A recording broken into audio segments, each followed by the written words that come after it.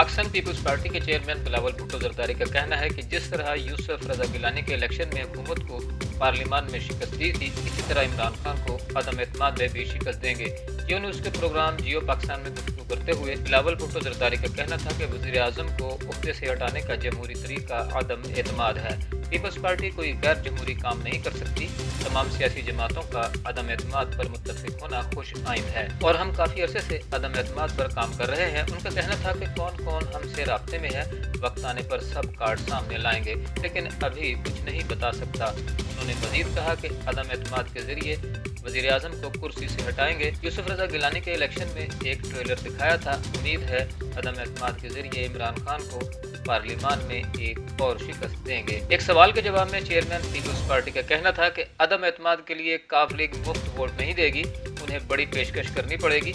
मौलाना फजलुर रहमान की जानिब से अदम एतमाद के लिए 48 घंटों के टाइम फ्रेम से मुतालिक सवाल पर बिलावल भुट्टो का कहना था कि मौलाना साहब के बयान पर तबसरा नहीं कर सकता, लेकिन हमारे इस्लामाबाद पहुंचने से पहले खान साहब के पास दो ऑप्शन है, एक वो इस्तीफ़ा दे दें और दूसरा असम्बली तोड़कर नए इंतखाबात का ऐलान कर दें, वरना जब हम इस्लामाबाद पहुंचेंगे तो तहरीक अदम एतमाद लाएंगे। एक और सवाल के जवाब में चेयरमैन पीपल्स पार्टी का कहना था कि हालिया दिनों में हमारे लोगों को कॉल्स नहीं आई।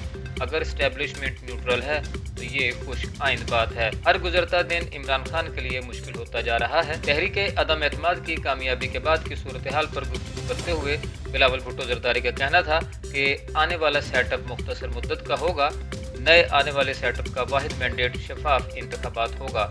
दौरान गुफ्तगू प्रोग्राम के मेज़बान अब्दुल्ला सुल्तान ने बिलावल से सवाल किया कि आप बुनियादी तौर पर एक मसरूफ शख्सियत हैं, दूसरी जानिब इन दिनों हुकूमत मुखालिफ लॉन्ग मार्च ने आपकी मसरूफियात में इजाफा किया है, लिहाजा आपने आखिरी बार बाल कब कटवाए थे या आपके पास बाल कटवाने का वक्त ही नहीं। मेज़बान के सवाल पर बिलावल ने कहा लगाया और बताया कि हेयर कट करवाना है और इंशाल्लाह जल्द ही बाल कटवाऊंगा।